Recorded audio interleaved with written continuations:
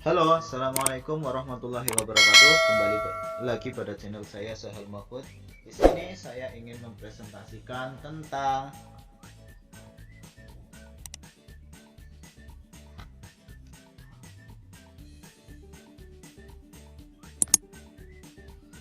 teori belajar dalam pembelajaran bahasa Indonesia dan penerapan teori belajar pada SDNN atau MI. Di sini saya menggunakan teori atau pembelajaran yang saya praktekkan pada kelas 6. Jadi mungkin lebih agak sempurna ya, karena di kelas 6 itu ini sudah menggunakan bahasa yang baik dan benar, bukan hanya mampu mengucapkan ataupun menulis, tapi mereka dituntut untuk menggunakan bahasa Indonesia itu dalam lisan dan tulis yang akurat dalam bahasa resmi. Oke, di sini karya saya Sahal Mahfud, saya sendiri ya. Itu body saya yang saya ambil dan itu NIM saya. Tentu di dalam bahasa Indonesia itu sendiri apa sih sebenarnya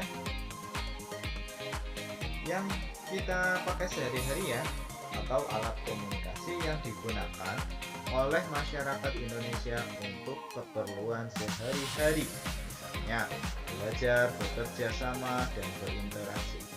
Bahasa Indonesia merupakan bahasa nasional dan bahasa resmi negara kita. Jadi, bahasa nasional itu apa? Bahasa yang menjadi standar di negara kita.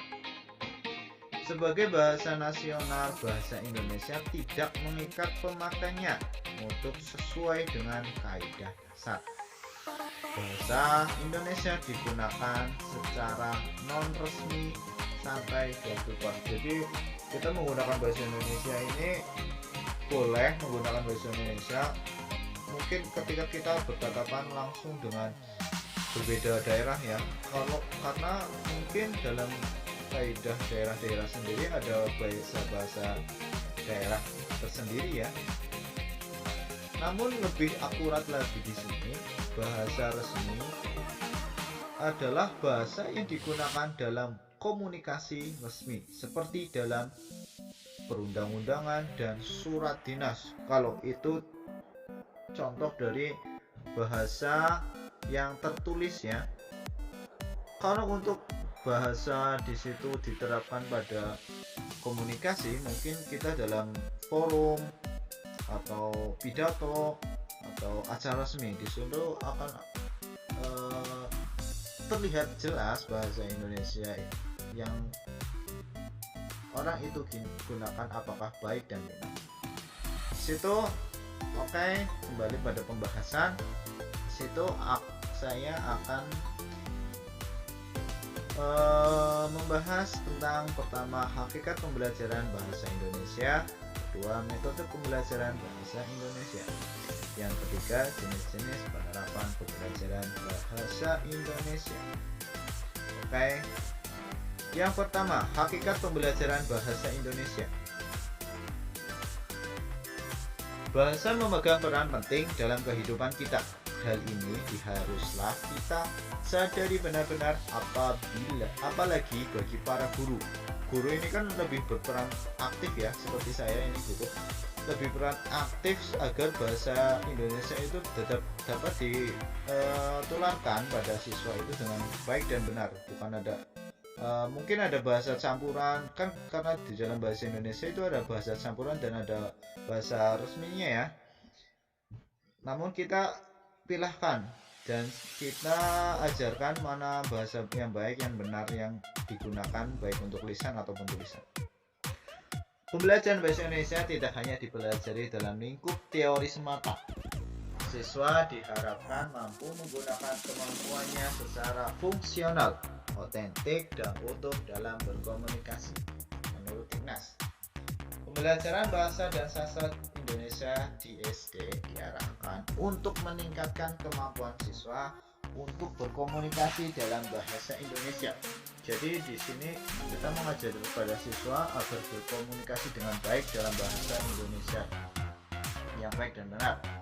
Baik, itu ya yang saya sampaikan tadi.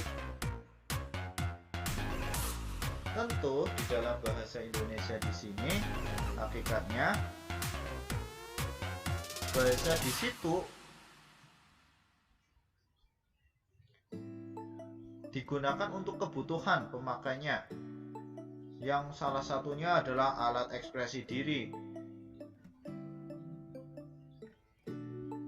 Untuk semungkin anak pendidik siswa itu mengekspresikan diri bahwa saya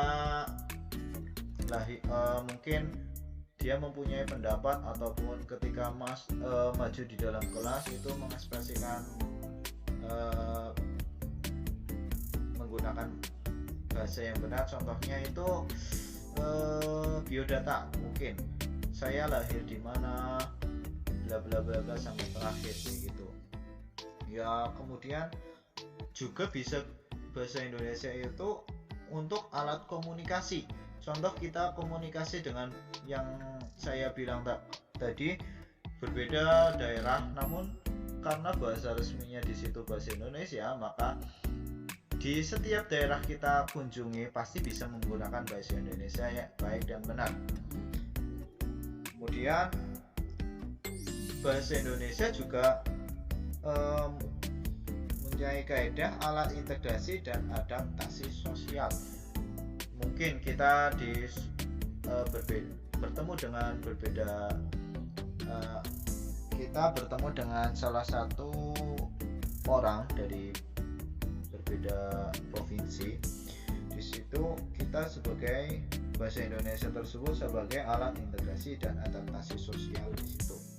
Kemudian bahasa Indonesia juga berguna sebagai alat kontrol sosial. Jadi mungkin karena di sini alat kontrol sosial, lebih tepatnya itu bagi para guru ya. Guru di sini kan mungkin ada yang rolling itu. Di situ penerapan bahasa Indonesia pada setiap daerah itu yang baik yang benar bagaimana. Jadi siswa di situ bukan hanya memahami bahasa daerahnya, tapi juga kita mengarahkan para guru untuk siswa itu memahami bahasa Indonesia yang baik dan benar. Dan tentunya tujuan dalam pelajaran bahasa Indonesia salah satunya ya berkomunikasi efektif dan efisien, agar siswa itu bisa begitu ya, berkomunikasi dengan efektif dan efisien, menghargai dan bangga menggunakan bahasa kita, bahasa Indonesia yang resmi, dan memahami bahasa Indonesia dan menggunakannya dengan tepat dan kreatif untuk berbagai tujuan.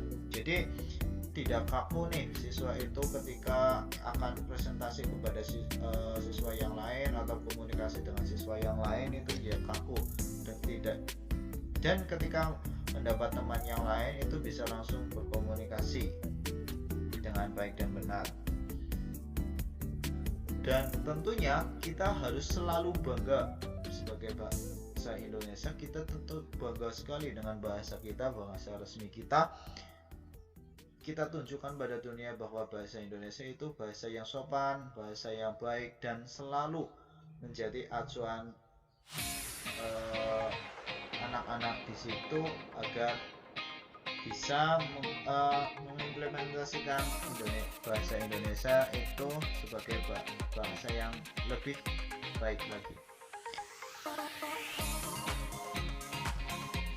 Kemudian menurut kurikulum, ruang lingkup mata pelajaran bahasa Indonesia mencakup komponen berbahasa dan mampu bersastra yang meliputi aspek-aspek berikut. Di sini karena saya menerapkan pada kelas 6, jadi nanti saya bahas ya. Di sini mungkin dasarnya dulu.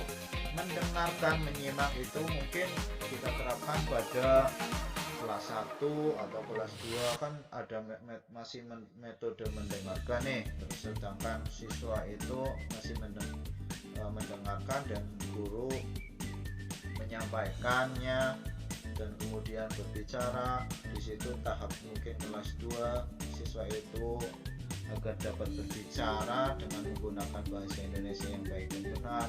Terus ketiga tahapan membaca, dan keempat tahapan menulis. Oke, lanjut. Konsep dasar metode pembelajaran. Metode dalam pembelajaran bahasa berarti suatu perencana. Jadi guru ini harus merencanakan dulu sebelum mengajarkan pada siswanya, yang menyeluruh untuk menyajikan materi pelajaran bahasa secara teratur berdasarkan pendekatan tertentu. Artinya bahwa penerapan suatu metode dalam mengajar bahasa dikerjakan melalui langkah-langkah yang teratur dan dilakukan secara bertahap, mulai dari penyusun rencana pengajaran, penyajian, pengajaran, proses belajar mengajar, dan penilaian hasil belajar. Jadi, tampaklah bahwa metode tersebut yaitu sebuah penguasaan kemampuan yang harus dimiliki guru dalam kegiatan pembelajaran. Ini ya. Kemudian metode. Metode adalah cara yang telah teratur dan terpikir baik-baik. Untuk mencapai sesuatu maksud, metode pembelajaran bahasa ialah rencana pembelajaran yang mencakup pemilihan, penentuan, dan penyusunan secara sistematis bahan yang akan diajarkan serta kemungkinan pengembangan. Jadi di sini para guru itu harus berpikir baik-baik sebelum mau masuk pembelajaran di dalam kelas. Harus ada metode yang akan digunakan, karena sebagai contoh ini, di dalam suatu kelas ternyata di situ ada siswa yang hiperaktif nih. Karena kalau hiperaktif, ketika kita menjelaskan dengan cara student learning itu memusatkan pada guru, maka siswa itu akan terasa bosan. Makanya kita harus berpikir metode apa yang memang kita harus cermati, kita harus gunakan di dalam sebuah kelas pembelajaran di situ. Maksudnya, terus di sini saya kan kelas 6 ya. Jadi saya menerapkan metode 6P, merupakan pendekatan dari pasangan, pantau, pangkas, padukan, panggil, periksa. Metode ini mengembangkan dari metode 4P yang dikembangkan oleh Femi Olivia pada bukunya yang berjudul Teknik Meringkas. Jadi teknik meringkas di sini yang pertama dulunya adalah 4P, namun dikembangkan lagi dengan metode 6P. Metode 6P merupakan metode yang digunakan untuk membantu siswa dalam membuat ringkasan isi buku. Jadi metode 6P ini untuk mempermudah siswa dalam meringkas sebuah buku ya. Dan jadi siswa itu bisa mendapatkan intisari dari pembahasan buku itu tanpa ya, walaupun harus membaca semua, namun intisarinya kedapatnya. Terus yang 6P, yang pertama adalah pasangan, pantau, pangkas, padukan, panggil, dan periksa. Yang pertama akan kita bahas adalah pasangan. Di tahap awal ini, siswa diminta untuk berkelompok dengan jumlah anggota 4 orang. Sebagai salah satu contoh nih, dalam pembelajaran agar kita untuk menerangkan bagaimana cara mendapat intisari dari sebuah cerita di dalam buku, kita buat pasangan. Jadi siswa itu dibuat berkelompok minimal 4 orang lah gitu. Semua jadi bisa bertukar pikiran untuk mendapatkan satu ide tujuannya. Yang kedua, pantau. Pantau pada tahap kedua yaitu siswa diminta untuk membaca buku yang ia pilih agar mendapat pemahaman yang menyeluruh mengenai tipe teks dan isi penting dari buku tersebut. Jadi isi pentingnya apa dulu? Ya, isi pentingnya dari buku-buku tersebut dan melihat sampulnya dulu, daftar isi dan isinya. Terus yang ketiga, pangkas. Pada tahap pangkas, siswa diminta untuk mencari dan memilih kata kunci sesuai dengan kata utama, lalu menandainya seperti menggarisbawahi atau memberi tanda yang dimengerti. Yang keempat, padukan. Pada tahap ini, siswa diminta untuk memadukan kata kunci yang telah dipilih dengan membuat pemetaan pemikiran secara bersama-sama. Fungsinya ini ya, berkelompok tadi.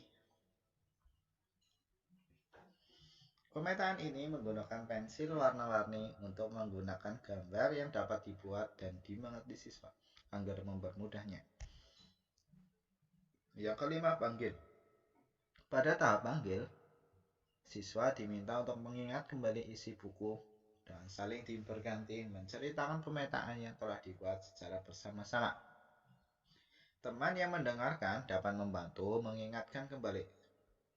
Ini dalam suatu mungkin dari guru kita akan memanggil siswa, terus 4 kelompok itu saling mengingatkan dan menambahkan hal yang kurang yang mana, yang kurang jelas yang mana, dan mungkin ada pendapat juga di situ setelah dari kelompok itu ya yang maju. Terus yang 6, periksa.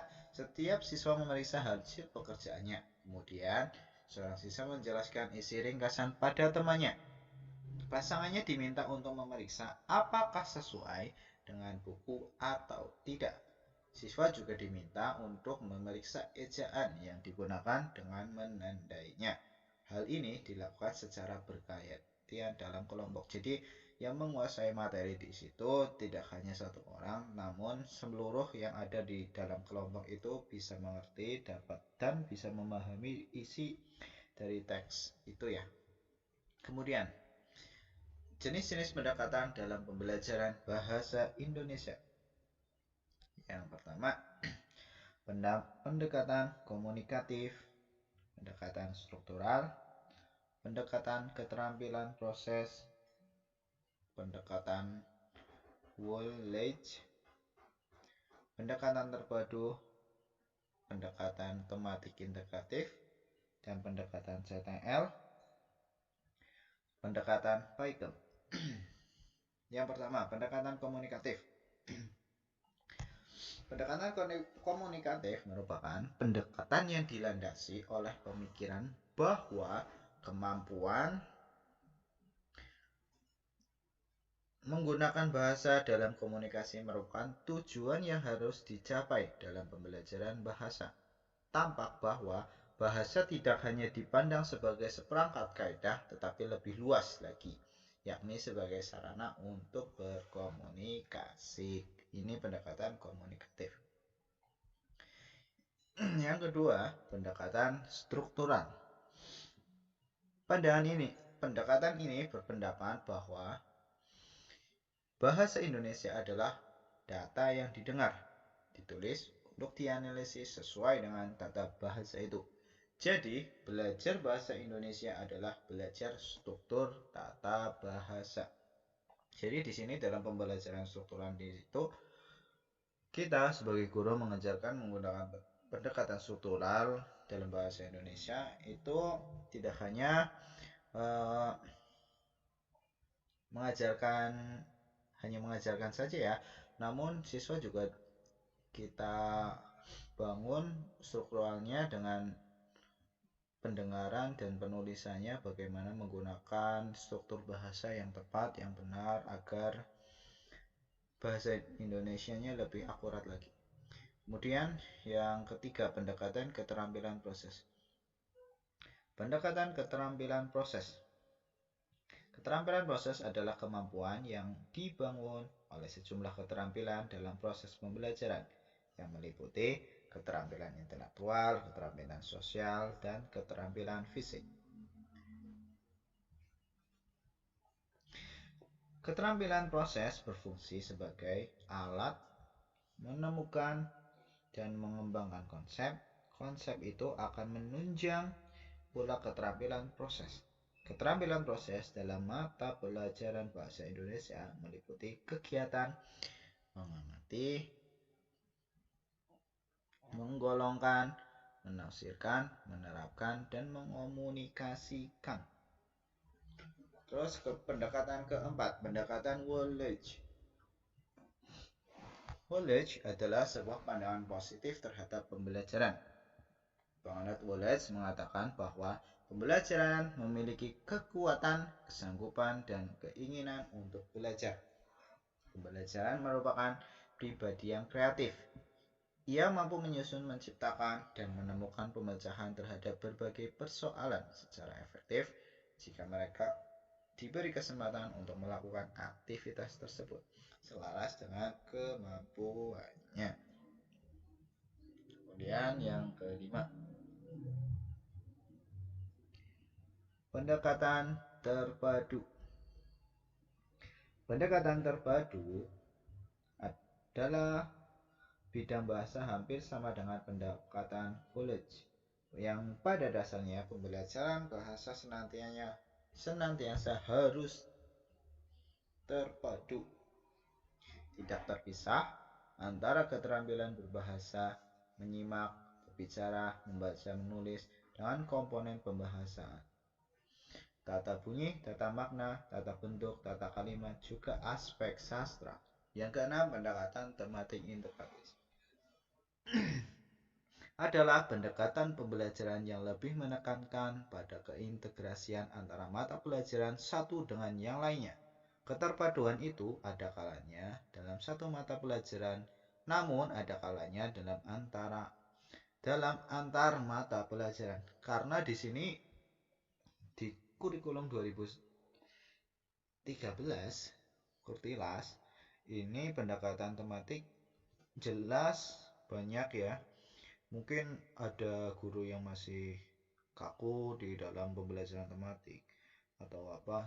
Namun karena bagaimana sih tematik itu? Tematik itu adalah penggabungan dari berbagai bidang keilmuan ya. Contoh kelas 3 penggabungan antara IPS, matematika dan bahasa Indonesia, contohnya gitu. Sebelum kita memahami tentang pendekatan tematik integratif, kita tahu dulu pengertian pembelajaran tematik integratif. Pembelajaran tematik merupakan suatu strategi pembelajaran yang melibatkan beberapa mata pelajaran untuk memberikan pengalaman yang bermakna kepada siswa. Contohnya di situ adalah siswa disuruh melihat sebuah pohon. Nah, di situ coba deskripsikan pohon di situ.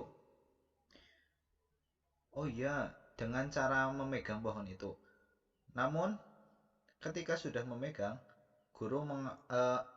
contoh, guru mengarahkan, kalau berarti Anda sudah tahu tentang deskripsinya seluruhnya, coba buatlah suatu paragraf atau satu kalimat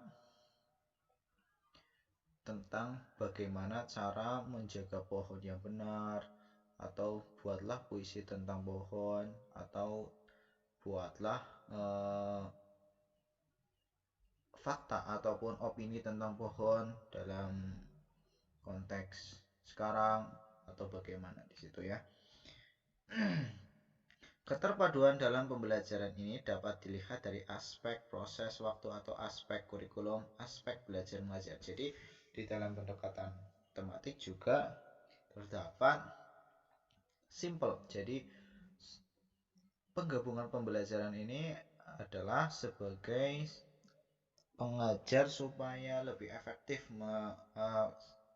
waktunya tidak kebanyakan waktu dalam pembelajaran yang lain, tapi kita rangkum karena dalam tematik SD atau MI itu masih agak mendasar ya, makanya masih bisa digabung. Kemudian contextual teaching learning.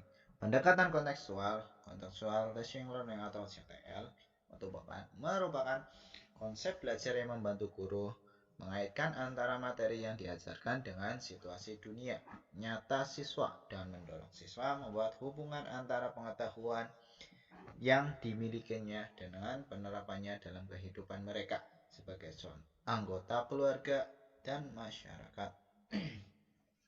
Proses pembelajaran berlangsung alamiah dalam bentuk kegiatan siswa bekerja dan mengamati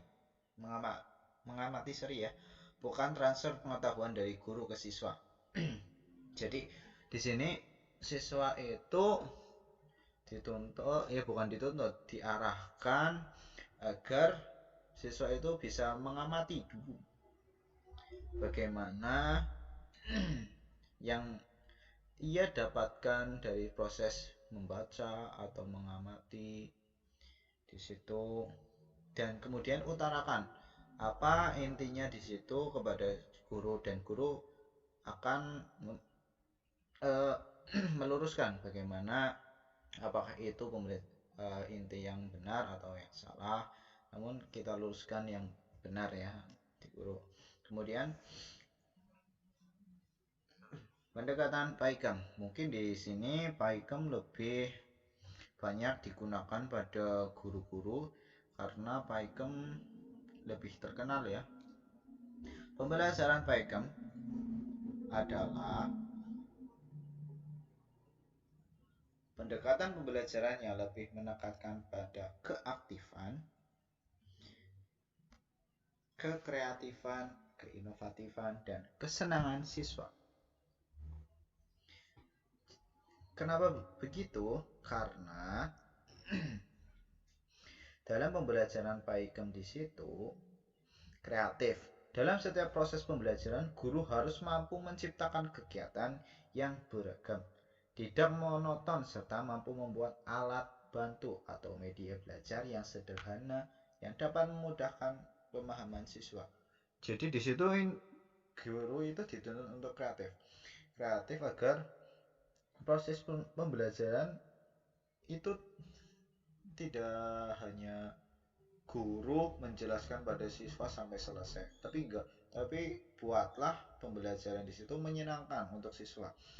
Contoh kreatifnya, guru membuat strategi pelajaran bahasa Indonesia ini dengan menggabungkan suatu kalimat untuk kelas 4 atau kelas 6. Kalimat yang benar dan salah bagaimana gitu. Jadi ada kuis. Terus kemudian efektif, yakni selama proses pembelajaran berlangsung dalam mewujudkan ketercapaian tujuan pembelajaran, siswa dapat menguasai kompetensi serta keterampilan yang diharapkan. Jadi ketika kami para guru menyampaikan pembelajaran di situ, siswa itu bisa menguasai serta dapat mendapatkan keterampilan lebih dari suatu pengajaran di situ. Kemudian menyenangkan. Nah, di sini suatu menyenangkan agar suasana belajar mengajar dapat nyaman dan menyenangkan. Jadi siswa itu tidak merasa takut, canggung, tertekan, serta berani untuk mencoba. Dan mungkin kalau di metode ini lebih tepatnya pada student learning ya, karena student learning itu proses demokrasi, jadi siswa itu mengutarakan segala yang ia dapat dari berbagai pendapat, mungkin dari YouTube atau pembelajaran yang lain atau kakak kelas yang lebih pandai, dia utarakan. Namun di situ kita akan meluruskannya gitu.